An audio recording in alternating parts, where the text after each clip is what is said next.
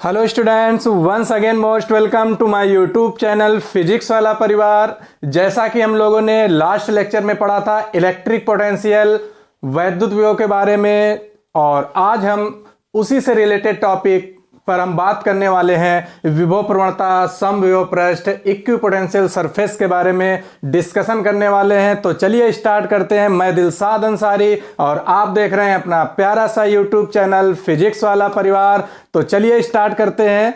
तो चलिए हम थोड़ा पहले बात करते हैं कि जो हमने लास्ट लेक्चर में पढ़ा था, किसी बिंदु आवेश के कारण वैद्युत विभव। कहने का मतलब है अगर कोई बिंदु आवेश है, ये प्लस क्यू हमारा, इस आवेश से स्मॉल आर डिस्टेंस पर अगर कोई पॉइंट पी है तो इस आवेश के कारण स्मॉल आर डिस्टेंस पर वैद्युत विभव कितना था, जिसका फार्मूला हम लोगों ने पढ़ा था। बिंदु बी पर विभव 1/4 pi epsilon not Q upon are.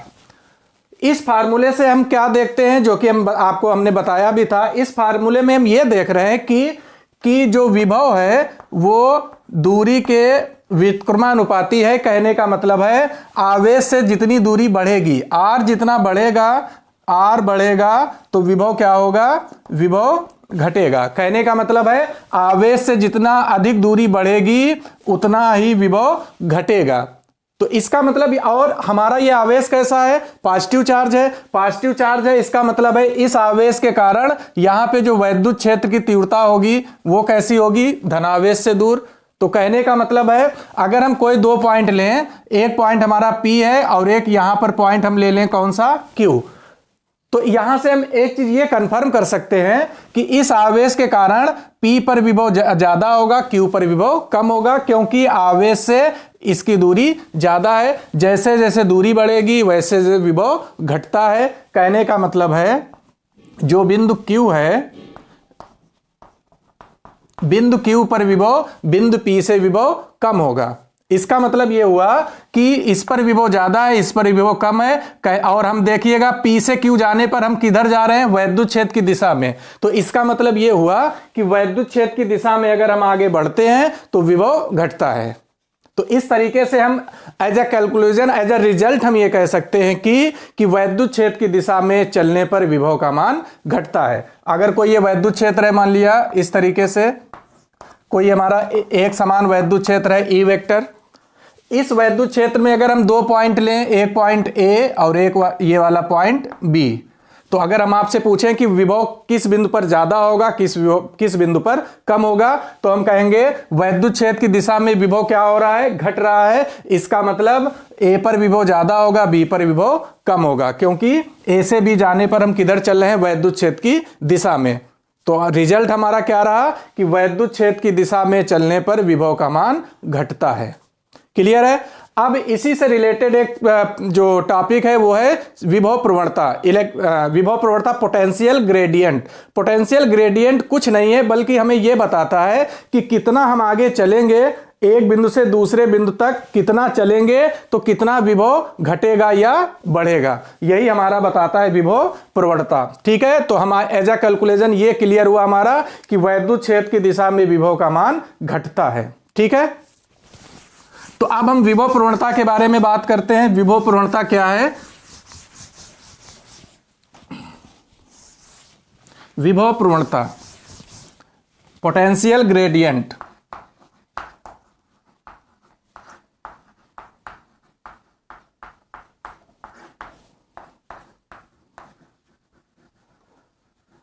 Potential gradient.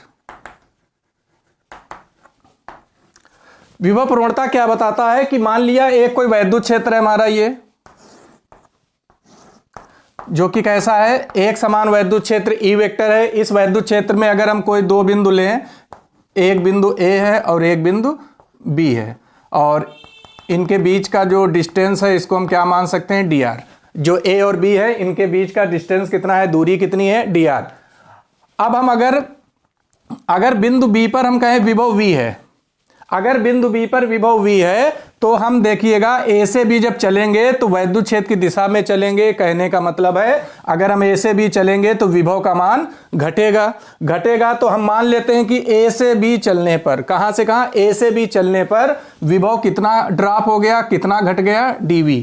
ए से बी चलने पर विभव dv ड्रॉप हो गया, घट गया। तो कहने का मतलब है बी पर अब विभव हम कितना ले सकते हैं, v माइनस dv, क्योंकि ए से बी चलने पर कितना विभव घट रहा है, dv घट रहा है। तो अगर हम पूछे ए पर विभव v है तो बी पर विभव कितना होगा, v माइनस dv। क्लियर है। और ए और बी के बीच की दूरी कितनी है, dr। तो विभव प्रवणता होगी विभव में परिवर्तन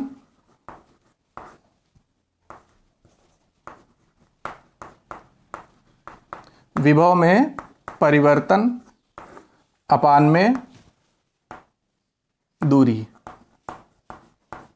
तो विभव प्रवणता फार्मूला होता है विभव में परिवर्तन अपान दूरी। एक बिंदु से दूसरे बिंदु तक चलने पर कितना विभव में कमी आ रही है या वृद्धि हो रही है, मतलब एक बिंदु से दूसरे बिंदु तक चलने पर कितना विभव चेंज हो रहा है। ठीक है। तो इस तरीके से हम विभव प्रवणता की डिफिनीशन दे सकते हैं।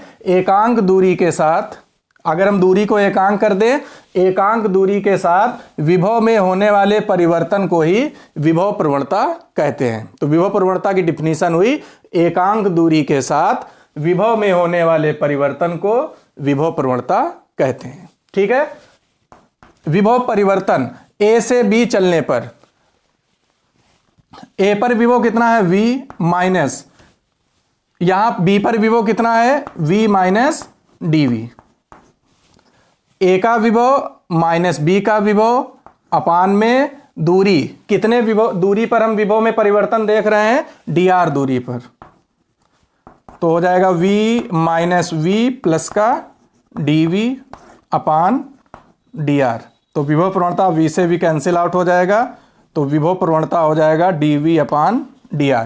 कहने का मतलब है a और b के बीच विभव में कितना परिवर्तन है, dv का, अपान में बीच की दूरी कितनी है, dr।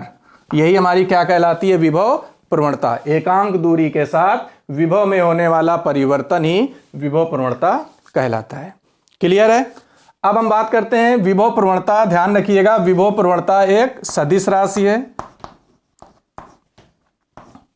विभव प्रवणता सदिश राशि है जिसकी दिशा किधर होती है, निम्न विभव से उच्च विभव की ओर। विभव प्रवणता की दिशा है निम्न विभव से उच्च विभव की ओर। दिशा ध्यान रखिएगा, डायरेक्शन इसकी निम्न विभव से उच्च विभव की ओर। मात्रक क्या बनेगा, यूनिट इसकी क्या बनेगी, यूनिट बिल्कुल सिंपल है, विभव में परिवर्तन। विभव में परिवर्तन का मतलब, विभव में परिवर्तन तो इसका मात्रक क्या बनेगा, वोल्ट, और अपान में दूरी, दूरी का मात्रक मीटर। तो मात्रक बनेगा विभव प्रवणता का वोल्ट पर मीटर, वोल्ट पर मीटर। अब हम एक चीज और देख लेते हैं, इसकी यूनिट क्या बनेगी, इसकी डायमेंशंस, विमाएं क्या बनेंगी। विमाएं होंगी इसकी, देखिएगा, ध्यान रखिएगा। वैसे तो विमाओं का हम कैसे विमाएं निकालते हैं, अगर हमें किसी का फार्मूला मालूम है तो उस फार्मूले में हम जो हमें क्वांटिटीज, जो राशियां दिखती हैं, उनकी विमाएं रखकर हम किसी क्वांटिटी की विमा निकाल सकते हैं। तो हम अगर विभव प्रवणता की यूनिट विमाओं की बात करें तो विमाएं क्या होंगी, ऊपर क्या है, विभव में परिवर्तन। विभव में परिवर्तन का मतलब विभव की विमा। तो विभव की विमा आपको पता होगा, विभव की विमा क्या थी, ml2 t-3 a-1 अपान में दूरी, दूरी की विमा l। तो इसको थोड़ा सिंप्लीफाई करेंगे तो m, l की पावर ऊपर 2 और 1 ऊपर जाएगी, कितनी बचेगी, 2 - 1, मतलब ml t-3 a-1। तो इस तरीके से हम विभव प्रवणता की विमा बता सकते हैं, ml t-3 a-1। ठीक है। तो विभव प्रवणता क्लियर हुआ कि विभव प्रवणता हमें केवल ये बताता है कि वैद्युत क्षेत्र में अगर हम एक बिंदु से दूसरे बिंदु तक चलते हैं तो कितनी दूरी चलने पर कितना विभव घट रहा है या बढ़ रहा है, मतलब विभव में कितना परिवर्तन हो रहा है। एकांक दूरी के साथ विभव में होने वाले परिवर्तन को विभव प्रवणता कहते हैं, जो कि सदिश राशि है जिसकी दिशा लिखी हुई है। मात्रक क्या होगा, वोल्ट पर मीटर, और विमाएं होंगी ml-t-3 a-1। ठीक है।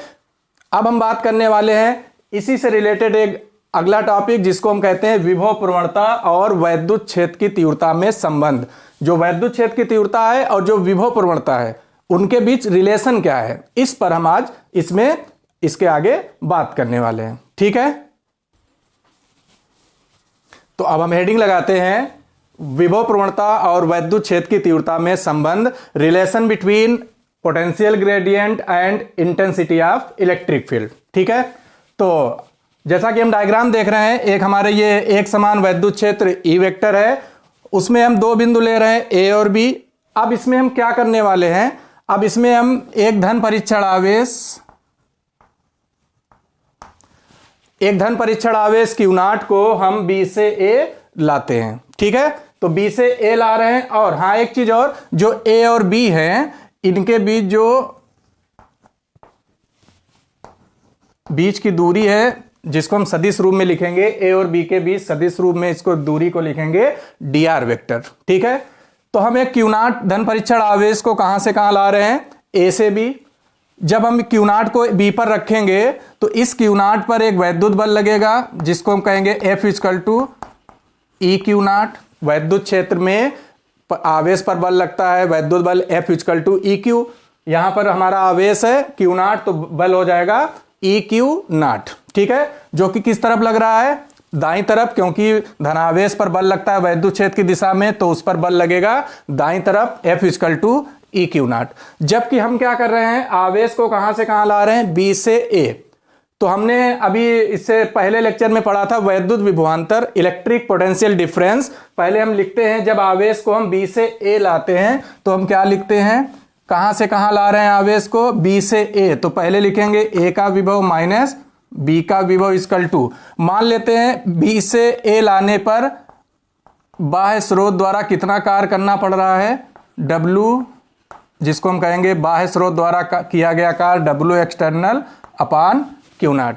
ये हम पढ़ चुके हैं। तो B से A लाने पर किया गया कार्य, जिसको हम वैद्युत विभवांतर के टर्म में लिखेंगे VA minus VB equal to W external upon Q not. ठीक है, अब हमें क्या करना है, अब हमें निकालना है कार्य। जब हम आवेश को B से A ला रहे हैं तो इसमें कितना कार्य करना पड़ेगा। ठीक है, तो देखिएगा, लिखेंगे आवेश Q नॉट को B से A लाने में कार्य, क्या लिखेंगे, धन परीक्षण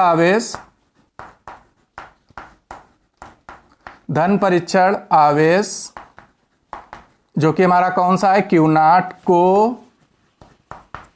कहां से कहां, B से A लाने में कार्य। वो भी कैसा कार्य, वैद्युत बल किस तरफ लग रहा है, दाईं तरफ, हम किस तरफ ला रहे हैं, बाईं तरफ। तो लिखेंगे वैद्युत बल के विरुद्ध कार्य, क्योंकि वैद्युत बल उस तरफ लग रहा है, उसके विरुद्ध हम आवेश Q नॉट को ला रहे हैं। तो लिखेंगे लाने में वैद्युत बल के विरुद्ध कार्य। ठीक है, तो B से A Q नॉट आवेश को लाने में वैद्युत बल के विरुद्ध किया गया कार्य। W एक्सटर्नल या W भी लिख सकते हैं, इक्वल टू, फार्मूला क्या होता है, F vector dot dr vector. कार्य का सदिश रूप होता है F vector dot dr vector. F vector dot dr vector, विस्थापन कितना है, dr वेक्टर। अब अच्छा बताइएगा, हम विस्थापन इसका किस तरफ कर रहे हैं, बाईं तरफ, जबकि बल किस तरफ लग रहा है, वैद्युत बल दाईं तरफ। तो कहने का मतलब है विस्थापन और बल, इनके बीच का कोण कितना दिख रहा है आपको, 180, क्योंकि बल है दाईं तरफ, विस्थापन किधर कर रहे हैं, बाईं तरफ। तो बल लग रहा है इस तरफ और विस्थापन कर रहे हैं इस तरफ, तो बीच का कोण 180। तो अब हम इसको लिखेंगे, कार्य हो जाएगा W equal to F dr cos theta. Theta होता है बल और विस्थापन के बीच कोण, बल विस्थापन के बीच कोण कितना, 180। तो रखेंगे बल हो जाएगा W equal to F dr cos 180। तो W इक्वल टू हो जाएगा F dr cos 180 के वैल्यू -1। तो यहाँ से कार्य हो जाएगा -F dr। तो इस तरीके से Q नॉट आवेश को B से A लाने में वैद्युत बल के विरुद्ध किया गया कार्य -F dr। ठीक है, अब इसकी वैल्यू हम रखने वाले, इस कार्य की वैल्यू कहां पे रखेंगे, जो हमें बेसिक फार्मूला मालूम है वैद्युत विभवांतर का। तो अब हम लिखेंगे VA minus V B equal to, इसको हम डब्ल्यू एक्सटर्नल भी लिख सकते हैं, बाह्य स्रोत द्वारा किया गया कार्य। तो डब्ल्यू एक्सटर्नल बाह्य स्रोत द्वारा कितना कार्य है, minus F D R upon Q naught. तो V A minus V B equal to F, F क्या है, बल, आवेश पर बल कितना लग रहा है, ई क्यू नॉट। तो बल एफ की जगह हम क्या रख देंगे, ई क्यू नॉट। तो माइनस एफ की जगह E Q naught D R upon में क्यू नॉट, क्यू नॉट से क्यू नॉट कैंसिल आउट हो जाएगा। तो V A minus V B equal to हो जाएगा माइनस ई डी आर।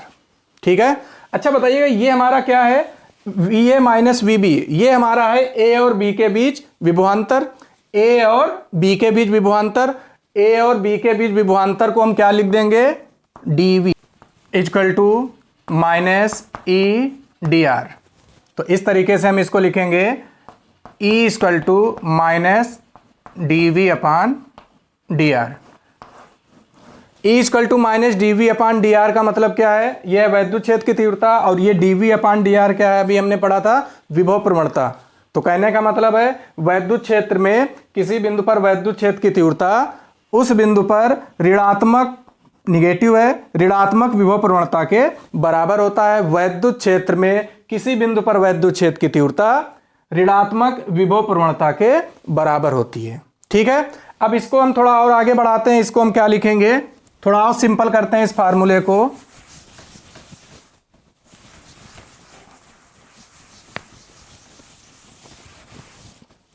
इसको हम लिखेंगे, फिर से ये लाइन उठाते हैं हम, D V equal to minus E D R. अब हम क्या देखते हैं कि मान लिया अगर हम अब इस फार्मूले को हम यूज कहाँ करने वाले हैं, इस फार्मूले को हम मेनली यूज करने वाले हैं जब हम गॉस लॉ पढ़ेंगे, तो उसमें जो डेरिवेशंस होंगे, किसी बिंदु आवेश के कारण वैद्युत विभव अगर निकालना होगा तो उसमें हम इसको यूज कर सकते हैं। मान लिया ये कोई बिंदु आवेश है Q, इस आवेश से स्मॉल आर डिस्टेंस पर कोई बिंदु P है जिस पर हमें क्या निकालना है, वैद्युत विभव। और हम आवेश Q नॉट को कहाँ से लाएंगे, Q नॉट आवेश को अनंत से P तक लाएंगे। तो इसको हम लिखेंगे इंटीग्रेशन, हाँ इसका vector form D V equal to integration of D V equal to minus integration of E vector dot D R vector. तो हम लिखेंगे D V equal to minus integration E vector dot D R vector. अब हम कहाँ से आ रहे हैं, अनंत से, और कितनी डिस्टेंस पर आ रहे हैं, आर डिस्टेंस पे। तो अनंत से कितनी डिस्टेंस पर, आर डिस्टेंस पर, आर डिस्टेंस पे कह लें, या हम कहाँ पर आ रहे हैं, बिंदु P पर आ रहे हैं। अनंत से कहाँ आ रहे हैं, बिंदु P पर आ रहे हैं। और कितनी डिस्टेंस है बिंदु P की, आर आवेश से कितनी डिस्टेंस है, आर है। तो अब इसको हम क्या लिखेंगे, वी पी माइनस लगता है फिर वी अनंत इक्वल टू इंटीग्रेशन अनंत से आर डिस्टेंस तक E vector dot D R vector. तो वी पी माइनस वी अनंत कितना होता है, 0 मानते हैं, अनंत पर विभव 0 मानते हैं, इक्वल टू हो जाएगा इंटीग्रेशन इनफाइनाइट से आर माइनस का लगेगा माइनस ई vector dot D R vector. तो इसको हम लिखेंगे वी पी, बिंदु P पर विभव, वी पी इक्वल टू हो जाएगा इंटीग्रेशन इनफाइनाइट से R E vector dot D R vector. इस तरीके से जब हम गॉस लॉ पढ़ेंगे उसमें इस फार्मूले का अच्छी तरीके से यूज करने वाले हैं। ठीक है, तो इस तरीके से वैद्युत विभव प्रवणता और वैद्युत क्षेत्र की तीव्रता के बीच रिलेशन हमने बताया आपको कि किसी बिंदु पर जो वैद्युत क्षेत्र की तीव्रता होती है, वैद्युत क्षेत्र में किसी बिंदु पर जो वैद्युत क्षेत्र की तीव्रता होती है उस बिंदु पर ऋणात्मक विभव प्रवणता के बराबर होती है। ठीक है, मान लेते हैं कि ये हमारा कोई एक समान वैद्युत क्षेत्र है ई वेक्टर, और इसमें हम 2 बिंदु ले लें, एक बिंदु हमारा ये और एक बिंदु ये। इस बिंदु का विभव V1 और इसका विभव V2, और इन दोनों बिंदुओं के बीच की डिस्टेंस क्या है, D। ठीक है, तो अभी हमने फार्मूला क्या लिखा था, E इक्वल टू माइनस, अब माइनस साइन तो केवल हमें कुछ रिप्रेजेंट करता है, हम केवल लिखेंगे dV अपान dr से। तो अब हम लिखेंगे E इक्वल टू dv क्या है, विभव में परिवर्तन मतलब विभवांतर कह सकते हैं इसको। इन दोनों के बीच विभव में अंतर कितना है, v1 माइनस v2 अपान बीच की डिस्टेंस हम क्या ले रहे हैं, d। तो इस तरीके से v1 माइनस v2 अपान d।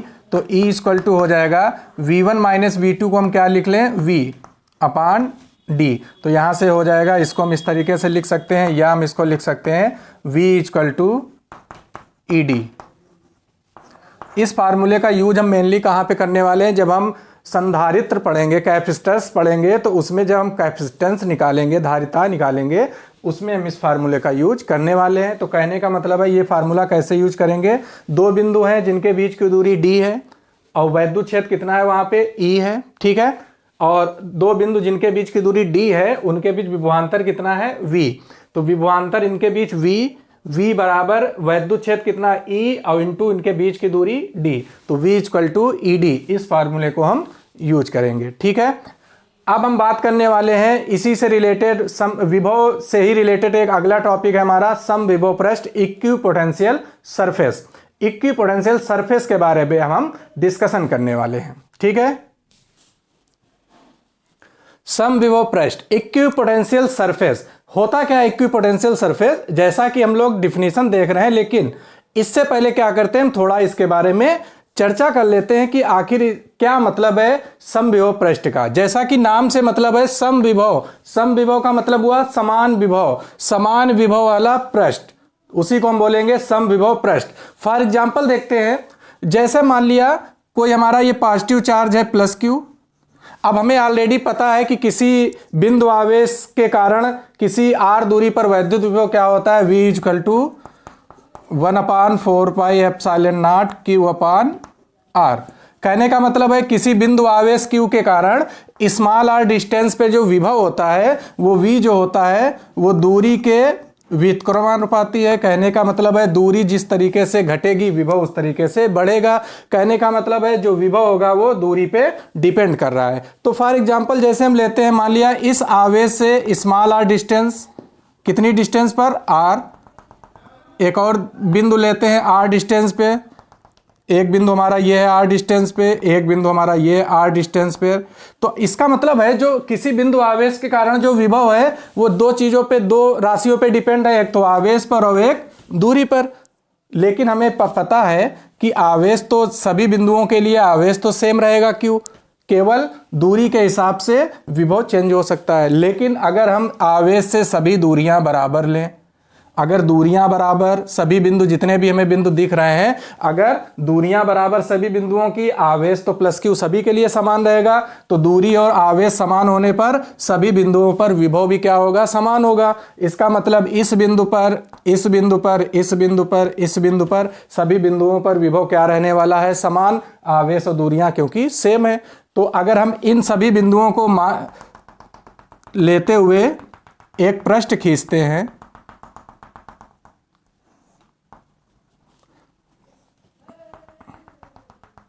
इस तरीके से, तो इन सभी बिंदुओं को मिलाते हुए क्या हमने किया, एक पृष्ठ खींचा। तो इस पृष्ठ पर जितने भी बिंदु हमें दिख रहे होंगे उन सभी बिंदुओं पर विभव समान रहने वाला है। तो इसी पृष्ठ को हम क्या बोलेंगे, समविभव पृष्ठ, क्योंकि इस बिंदु पर जितने भी बिंदु होंगे, चाहे यहां पर कोई बिंदु हो, चाहे यहां पर हो, चाहे यहां पर हो, यहां पर हो, यहां पर हो, यहां पर हो, कहीं पर भी इस पृष्ठ पर कहीं पे कोई बिंदु होगा, सभी बिंदुओं पर विभव समान रहेगा। तो इसी पृष्ठ को हम क्या बोलेंगे, समविभव पृष्ठ। अगर हम थोड़ा दूरी और बढ़ा के इस तरीके से एक और पृष्ठ खींच दें, क्योंकि आवेश से इन सभी, इस पर जितने भी बिंदु होंगे सभी बिंदुओं की आवेश दूरियां समान होंगी, आवेश प्लस क्यू सभी के लिए समान है, तो मतलब इन सभी बिंदुओं पर विभव क्या रहने वाला है, समान रहने वाला है। और हम इस तरीके से कोई पृष्ठ खींच दें इस तरीके से, तो इन सभी बिंदुओं पर जो भी बिंदु होंगे सभी इस पृष्ठ पर, इन पर विभव सब पर क्या रहने वाला है, समान। तो इसी पृष्ठ को हम क्या बोलते हैं, समविभव पृष्ठ। तो डिफिनीशन हम देख रहे हैं समविभव पृष्ठ की, वैद्युत क्षेत्र में खींचा गया ऐसा काल्पनिक पृष्ठ। इमेजिनरी सरफेस होता है क्योंकि हम केवल इमेजिन कर रहे हैं कि ये भी एक पृष्ठ है, ये भी एक पृष्ठ है, इस तरीके से। तो समविभव वैद्युत क्षेत्र में खींचा गया ऐसा काल्पनिक पृष्ठ जिस पर स्थित सभी बिंदु समान विभव पर हो। मतलब ऐसा काल्पनिक पृष्ठ जिस पर स्थित जितने भी बिंदु हैं सभी के सभी बिंदु समान विभव पर हो, उसी पृष्ठ को हम क्या कहते हैं? समविभव पृष्ठ। क्लियर है? अब बात होती है अगर ये प्लस क्यू आवेश है तो इस प्लस क्यू आवेश के कारण हमारा समविभव पृष्ठ कैसा रहने वाला है। तो हम देख रहे हैं इस प्लस क्यू आवेश के कारण जितने भी हमें समविभव पृष्ठ दिख रहे हैं वो कैसे हैं? गोलीय पृष्ठ। तो ध्यान रखिएगा, किसी क्या बोलते हैं इसको क्या कहते हैं? बिंदु आवेश के कारण जो समविभव पृष्ठ होते हैं कैसे होते हैं? गोलीय पृष्ठ। कहने का मतलब है अगर हम एक गोले की कल्पना करें और हम ये भी कल्पना करें कि जो आवेश हमारा है वो कहाँ रखा हुआ है? इस गोले के केंद्र पर रखा हुआ है, तो जो इस आवेश के कारण जो हमारा गोला ये है, ये हमारा क्या होगा? एक समविभव पृष्ठ। कहने का मतलब इस गोले पर जितने भी बिंदु होंगे सभी बिंदुओं पर जो विभव होगा वो समान होगा। तो इस तरीके से किसी बिंदु आवेश के कारण जो समविभव पृष्ठ होता है कैसा होता है? वो गोलीय पृष्ठ होता है। क्लियर है? अब बात डिपेंड करता है कि जो हमारा आवेश का डिस्ट्रीब्यूशन है, चार्ज डिस्ट्रीब्यूशन है, वो किस तरीके से है। चार्ज के डिस्ट्रीब्यूशन के अकॉर्डिंग जो समविभव पृष्ठ होता है, इक्विपोटेंशियल सरफेस होता है, वो चेंज हो सकता है। तो जैसे एक दो और हम देखते हैं कि इक्विपोटेंशियल सरफेस समविभव पृष्ठ किस किस तरह के हो सकते हैं। मान लिया हमारा जो आवेश है वो इस तरीके से फैला हुआ है, एक रेखीय आवेश है ये। तो अगर हम कहें इस आवेश जो कि कैसा है? रेखीय आवेश है। इस आवेश के कारण जो समविभव पृष्ठ है वो कैसा रहने वाला है? तो इसका जो समविभव पृष्ठ होगा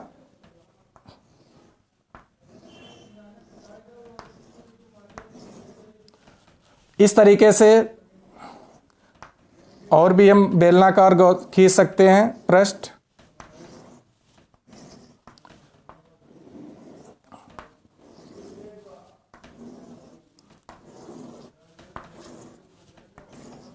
क्या इसका मतलब? अगर आवेश कैसा है हमारा? रेखीय। तो हम देख रहे हैं कि जो पहला एक हमने बेलन खींचा है अंदर वाला छोटा वाला, इस आवेश के कारण सभी दूरियां सेम हैं, दूरियां सेम है और आवेश सभी के लिए सेम रहने वाला है। तो दूरियां सेम है, आवेश वही रहेगा तो विभव भी समान रहेगा। कहने का मतलब है आवेश जब रेखीय होता है तो उसका समविभव पृष्ठ कैसा होता है? बेलनाकार पृष्ठ। बेलनाकार पृष्ठ। अब हम एक और थोड़ा और दूरी पर यहां पर इस तरीके से, ऐसे नीचे भी सेम डिस्टेंस लेनी है हमें इस तरीके से, तो इसकी भी डिस्टेंस सेम है। फिर एक और हमने बेलन खींचा है जिसकी डिस्टेंस ये रहने वाली है इस तरीके से। तो कहने का मतलब है आवेश रेखीय होने पर जो उसका समविभव पृष्ठ होता है वो किस तरीके का होता है? बेलनाकार पृष्ठ होता है, जो कि जिन सभी का जो कह सकते हैं अक्ष होता है वो क्या होता है हमारा? जो ये आवेश रेखीय है उसका जो यही जो अक्ष होगा सभी बेलनाकार पृष्ठों का अक्ष सेम रहता है। इसको बोलते हैं समाक्षीय बेलनाकार पृष्ठ। इसको हम और अच्छा लिखना चाहें तो लिख सकते हैं समाक्षीय बेलनाकार पृष्ठ। तो आवेश रेखीय होने पर उसका जो समविभव पृष्ठ होता है वो समाक्षीय बेलनाकार पृष्ठ होते हैं। ऐसे हम कई और भी बेलनाकार जितने भी पृष्ठ खींचना चाहे खींच सकते हैं। तो इस तरीके से, और अगर हम खींचना चाहें तो एक और ये ले सकते हैं इस तरीके से। तो इस तरीके से ये हमारा एक समविभव पृष्ठ है। अब अगर आवेश इस तरीके का हो, मान लिया एक समान वैद्युत क्षेत्र अगर कोई है हमारा इस तरीके से, इस तरीके से अगर एक समान वैद्युत क्षेत्र हमारा ई वेक्टर है, इस वैद्युत क्षेत्र में हमारे समविभव पृष्ठ किस तरीके से होंगे? तो इसमें हमारा जो समविभव पृष्ठ होता है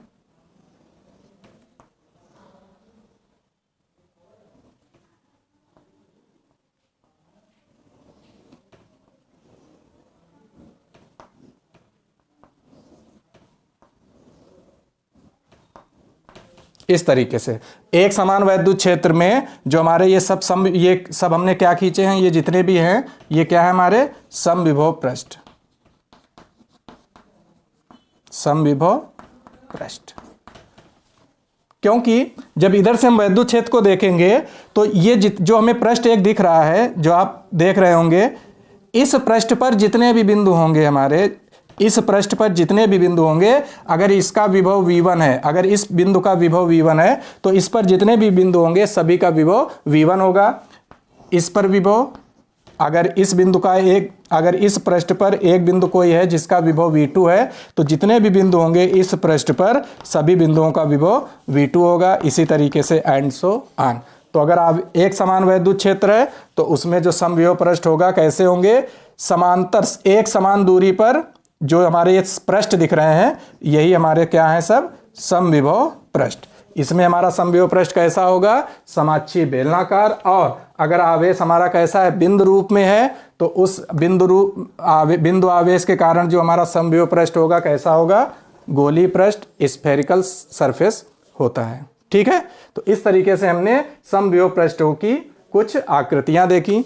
अब हम बात करते हैं कि समविभव पृष्ठ की कुछ गुण होते हैं, कुछ विशेषताएं होते हैं, प्रॉपर्टीज ऑफ इक्विपोटेंशियल सरफेस। ठीक है, अब हम बात करने वाले हैं इक्विपोटेंशियल सरफेस जो होता है उसकी प्रॉपर्टीज कुछ हैं, उसके बारे में हम डिस्कशन कर लेते हैं। ठीक है, प्रॉपर्टीज ऑफ इक्विपोटेंशियल सरफेस, समविभव पृष्ठ की विशेषताएं। ठीक है, तो पहली विशेषता हम देखते हैं, ये आपको साथ में लिखते चलना है, नोट्स बनाते चलना है, हम आपको बोल रहे हैं आप लिखते चलें। पहली विशेषता है कि समविभव पृष्ठ के एक बिंदु से दूसरे बिंदु तक आवेश को ले जाने में कोई कार्य नहीं करना पड़ता है। अगर कोई समविभव पृष्ठ है, उसके कोई दो बिंदु लें हम, तो एक बिंदु से दूसरे बिंदु तक आवेश को ले जाने में कोई कार्य नहीं करना पड़ता है। ठीक है, कैसे, मान लिया ये एक हमारा समविभव पृष्ठ है और इस पर हम क्या ले रहे हैं, दो बिंदु ले रहे हैं, एक बिंदु A और दूसरा बिंदु B। ठीक है, अब हमें पहले पता है समविभव पृष्ठ पर जितने भी बिंदु होते हैं सभी का विभव क्या होता है, समान होता है। कहने का मतलब A का विभव जितना होगा उतना ही B का होगा। कहने का मतलब VA बराबर VB, A और B के विभव क्या होंगे, समान होंगे। अब अगर हम क्या करें, किसी आवेश को ये ला रहे हैं हम, कहाँ से कहाँ ला रहे हैं, एक धन परीक्षण आवेश Q0 को हम कहाँ से कहाँ ले जा रहे हैं, A से B तक ले जा रहे हैं। तो इसमें समविभव पृष्ठ के एक बिंदु से दूसरे बिंदु तक ले जाने में कोई कार्य नहीं करना पड़ता है। कैसे, हम आवेश को कहाँ से कहाँ ला रहे हैं, A से B, तो हम क्या लिखते हैं, VB माइनस VA, याद होगा आपको वैद्युत विभवांतर। A से B तो पहले B का विभव माइनस A का विभव, VB माइनस VA equal to W external upon में चार्ज कौन सा ला रहे हैं, Q0।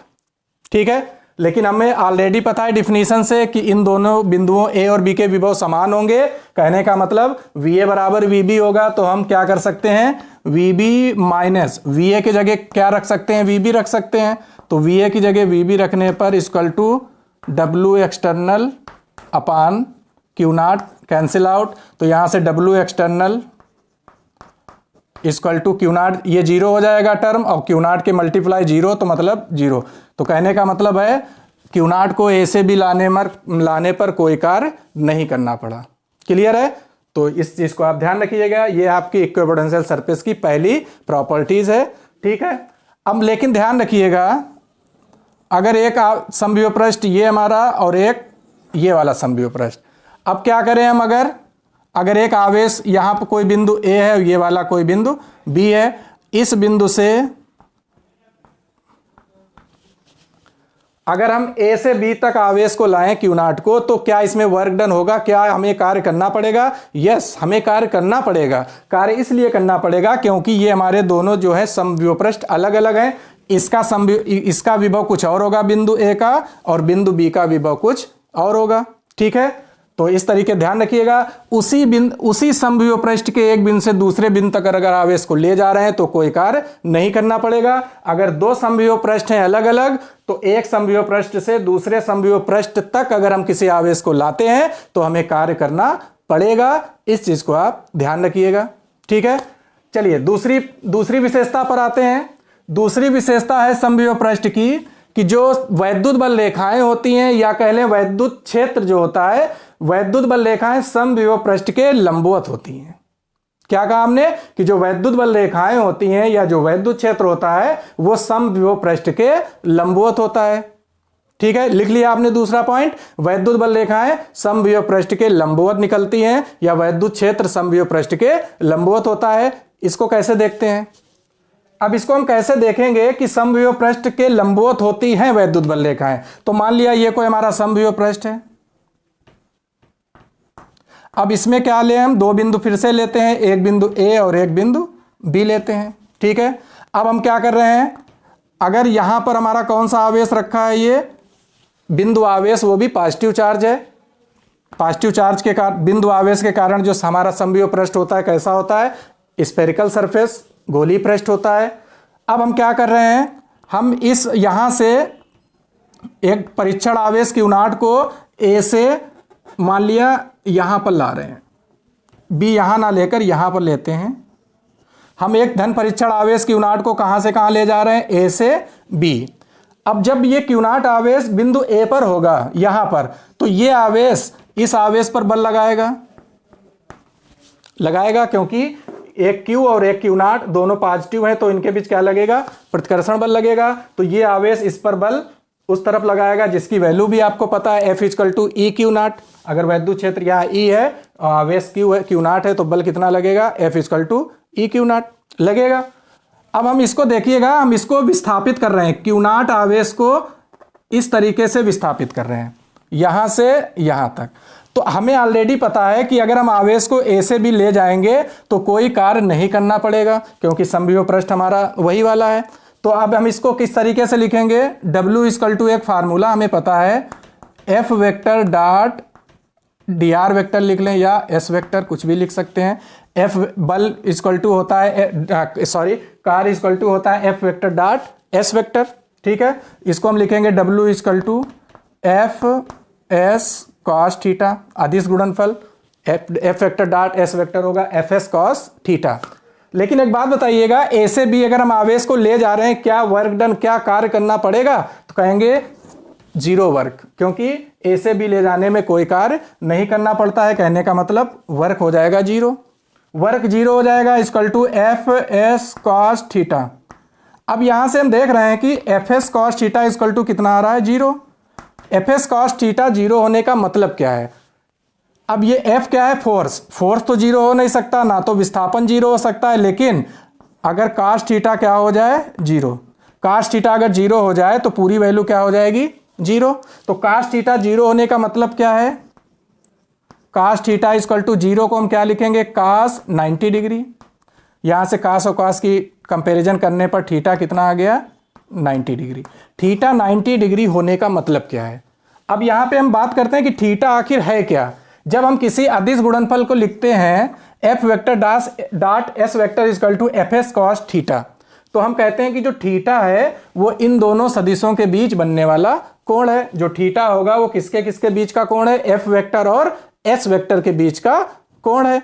तो इसका मतलब थीटा जो है वो कितना आ रहा है? 90 डिग्री। इसका मतलब जो थीटा 90 का मतलब क्या है कि जो F वेक्टर और S वेक्टर है, मतलब F वेक्टर जो बल है और जो S वेक्टर विस्थापन है, वो एक दूसरे के क्या है? लंबवत हैं, क्योंकि उनके बीच का कोण कितना आ रहा है? 90 डिग्री।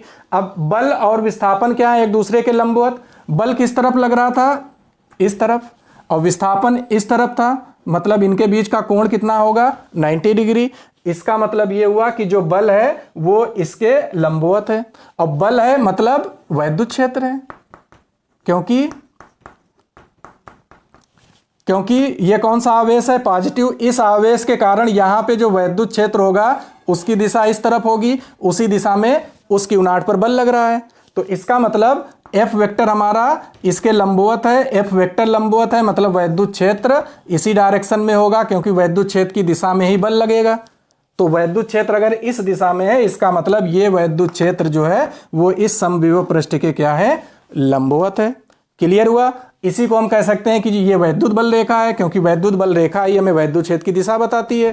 तो इस तरीके से हम कहेंगे वैद्युत बल रेखा जो निकल रही है वो समविभव पृष्ठ के लंबवत निकलती है। क्लियर हुआ? तो हम दूसरा पॉइंट क्या बोल सकते हैं इसका, कि जो वैद्युत बल रेखा है या वैद्युत क्षेत्र जो होता है वो समविभव पृष्ठ के लंबवत होता है। ठीक है? क्लियर है?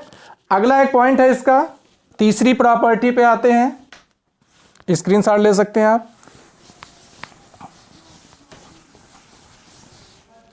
तीसरी प्रॉपर्टी इसकी कहती है कि दो समविभव पृष्ठ कभी एक दूसरे को इंटरसेक्ट, मतलब एक दूसरे को कभी काटते नहीं हैं।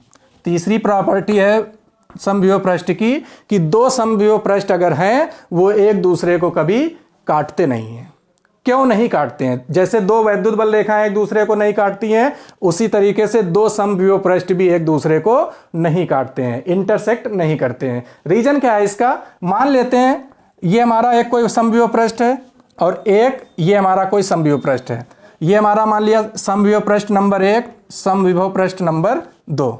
ठीक है, जो पहला समविभव पृष्ठ है जो आप देख रहे हैं जहां पे कट कर रहे हैं एक दूसरे को, अभी हमने दूसरा पॉइंट क्या बताया कि जो वैद्युत क्षेत्र होता है या वैद्युत बल रेखाएं जो होती हैं वो समविभव पृष्ठ के लंबवत होती हैं।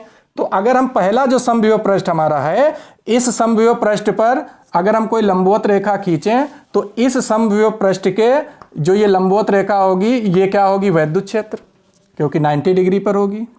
समविभव पृष्ठ के जो लंबवत होता है वो वैद्युत बल रेखाएं होती हैं या वैद्युत क्षेत्र होता है।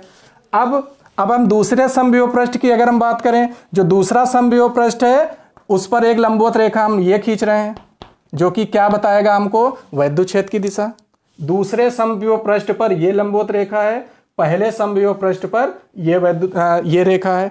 तो इसका मतलब हम देख रहे हैं कि जहां पर दोनों एक दूसरे को ये कट कर रहे हैं, जहां पर दोनों ये कट कर रहे होंगे वहां पर हमें दो वैद्युत क्षेत्र दिख रहे हैं। कितने वैद्युत क्षेत्र दिख रहे हैं? 2। जबकि किसी एक बिंदु पर एक ही वैद्युत क्षेत्र होता है। इसका मतलब एक बिंदु पर दो वैद्युत क्षेत्र नहीं होंगे, इसका मतलब दो समविभव पृष्ठ भी एक दूसरे को नहीं काटते होंगे। ठीक है, तो इसीलिए दो समविभव पृष्ठ कभी एक दूसरे को कट नहीं करते हैं। और एक दूसरा लॉजिक हो सकता है कि क्यों नहीं कट करते हैं। कहने का मतलब अगर हमारा एक ये समविभव पृष्ठ है तो इस पर जितने भी बिंदु होंगे, मान लिया इनका विभव है 10 वोल्ट, इन सभी बिंदुओं पर स्थित इस समविभव पृष्ठ पर जितने भी बिंदु हैं सबका विभव कितना है? 10 वोल्ट। अब एक और समविभव पृष्ठ हमारा ये है, मान लिया ये पहला समविभव पृष्ठ, ये दूसरा समविभव पृष्ठ। जो दूसरा समविभव पृष्ठ है इस पर जितने भी बिंदु होंगे इनका विभव कुछ और होगा, मान लिया 8 वोल्ट।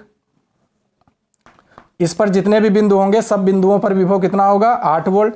तो जहां पे ये कट करेंगे वहां पे हमें दो विभव दिख रहे होंगे, क्योंकि पहले समविभव पृष्ठ का विभव कितना? 10। तो इस समविभव पृष्ठ के कारण यहाँ पे 10 वोल्ट और दूसरे समविभव पृष्ठ के कारण विभव कितना? 8 वोल्ट। एक बिंदु पर दो विभव आ रहे हैं, इसका मतलब ये रियल में इंटरसेक्ट नहीं कर रहे हैं, मतलब नहीं काट रहे हैं।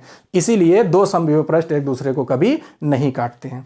क्लियर है? तो इस तरीके से ये समविभव पृष्ठ की कुछ विशेषताएं हैं। नंबर 1 कि समविभव पृष्ठ के एक बिंदु से दूसरे बिंदु तक किसी आवेश को ले जाने में कोई कार्य नहीं करना पड़ता है। दूसरा क्या है कि दूसरा अभी हमने क्या बताया था कि जो वैद्युत बल रेखाएं होती हैं या कह लो वैद्युत क्षेत्र होता है वो समविभव पृष्ठ के लंबवत होता है। कहने का मतलब अगर हमारा कोई समविभव पृष्ठ, ये मान लिया ये हमारा कोई समविभव पृष्ठ है जो कि कैसा है? गोली। तो इससे अगर वैद्युत बल रेखाएं जो होंगी, मान लिया ये कोई आवेश रखा है +Q इस तरीके से, तो ये जो वैद्युत बल रेखाएं होंगी वो सब कैसे निकलेंगी? लंबवत। इस चीज को ध्यान रखिएगा, समविभव पृष्ठ से वैद्युत बल रेखाएं जो होती हैं वो लंबवत निकलती हैं। और तीसरा क्या बताया? दो समविभव पृष्ठ कभी एक दूसरे को इंटरसेक्ट नहीं करते हैं। ठीक है, तो इस तरीके से हमने प्रॉपर्टीज के बारे में जाना। अब हम बात कर लेते हैं एक समान वैद्युत क्षेत्र में आवेशित कण की गति पर, motion of A charged particle in a uniform electric field. ठीक है, तो जैसा कि एक यूनिफॉर्म इलेक्ट्रिक फील्ड एक समान वैद्युत क्षेत्र ई वेक्टर है, इसमें हम क्या करते हैं? दो बिंदु ले रहे हैं, एक बिंदु हमारा ए और ये बिंदु हमारा है बी। ठीक है, ए और बी जिनके बीच की डिस्टेंस हम कुछ भी ले सकते हैं, मान लिया x। ए और बी के बीच की दूरी कितनी है? x।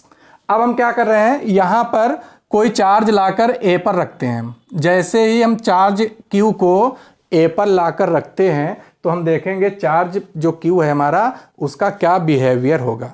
तो हमें पता है जैसे ही हम चार्ज को ए पर लाकर रखेंगे और ये पॉजिटिव चार्ज मान लेते हैं हम, तो इस पॉजिटिव चार्ज पर वैद्युत क्षेत्र बल लगाएगा किस दिशा में? वैद्युत क्षेत्र की दिशा में। और कितना बल लगाएगा? F = EQ। तो इस प्लस आवेश पर वैद्युत बल, वैद्युत क्षेत्र जो है वो कितना बल लगाएगा, F=EQ। और बल लगेगा वो भी किस तरफ, दाईं तरफ। तो ये आवेश इस तरफ गति करेगा। और हम मान लेते हैं कि जब आवेश को हमने ए पे रखा है तो बिंदु ए पर इसका प्रारंभिक वेग कितना है, 0। कहने का मतलब जो बिंदु ए पर हमने आवेश को रखा है उसको विराम से रखा है। कहने का मतलब यहाँ पे प्रारंभिक वेग कितना है, 0। लेकिन इस आवेश पर बल लगेगा, वैद्युत क्षेत्र की दिशा में बल लगेगा, तो वस्तु में क्या आएगा, त्वरण, एक्सेलरेशन आएगा। और एक्सेलरेशन आएगा जिससे यह आवेश त्वरित गति करेगा। और मान लेते हैं जो आवेश है वो त्वरित गति करता करता बी पर पहुंचता है। यही आवेश जो हमारा क्यू है वो कहां पर पहुंचता है, बी पर। और बी पर पहुंचता है और बी पर पहुंचते पहुंचते इसका वेग कितना हो गया, v। कहने का मतलब है ए से ए पर ये क्या था, विराम अवस्था में प्रारंभिक वेग 0 था, लेकिन बल लगने के कारण इसमें त्वरित गति आई, एक्सेलरेटेड मोशन हुआ, जिसके कारण इसका वेग लगातार उस दिशा में बढ़ता बढ़ता, और जब ये कहां पहुंचा, बिंदु बी पर पहुंचता है, तो इसका वेग कितना हो जाता है, v। तो हमें यह देखना है कि जब आवेश ए से बी पहुंचेगा तो इसके अंदर कितनी काइनेटिक एनर्जी, कितनी गतिज ऊर्जा आ जाएगी। चलिए इसको हम देखते हैं। तो अब हम क्या करेंगे, ए से बी तक क्या लगा देंगे, गति की तृतीय समीकरण। लेकिन उससे पहले हम क्या निकाल लेंगे, जो आवेश जब चलेगा इस तरफ उसमें त्वरण जो आएगा उसकी वैल्यू कितनी होगी। तो पहले हम लिखेंगे प्लस क्यू आवेश पर वैद्युत बल, कितना बल लगेगा प्लस क्यू आवेश पर, E × Q, जिसकी डायरेक्शन किस तरफ है, दाईं तरफ। ये बल लगा, वैद्युत बल, ठीक है। एक हमें इसका बेसिक फार्मूला मालूम है बल का, F=ma, सबको पता है ये F=ma। ये बल वैद्युत बल है और इस वैद्युत बल की जगह हम क्या रख सकते हैं, ma, क्योंकि F= क्या होता है, ma EQ। यहां से A= आ जाएगा, A= होगा EQ/m। तो ये क्या निकल आया, जो आवेश त्वरित गति कर रहा है उस आवेश में कितना त्वरण है, A=EQ/m। इसको बना लेंगे इक्वेशन नंबर 1। अब हम लगाएंगे ए से बी तक गति की तृतीय समीकरण। गति की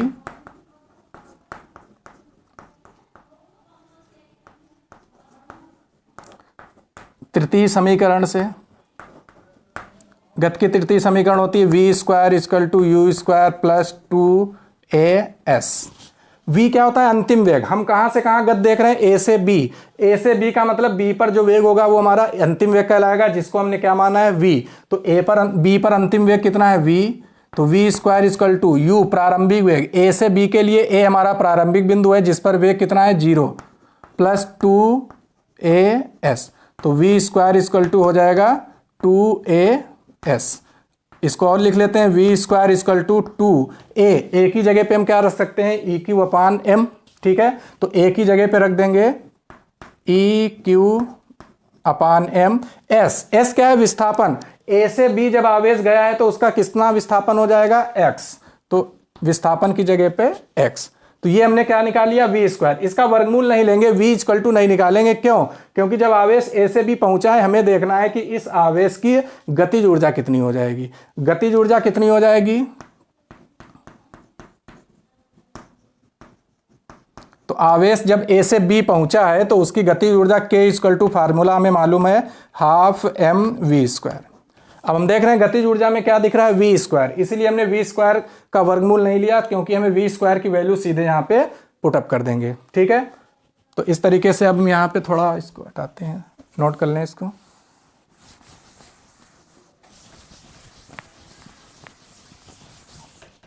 तो K= हो जाएगा 12m, v² की वैल्यू 2EQ/m × x। m से m कैंसिल आउट, 2 से 2। K= हो जाएगा EQ/x। अब हमने एक फार्मूला पढ़ा है v=ED।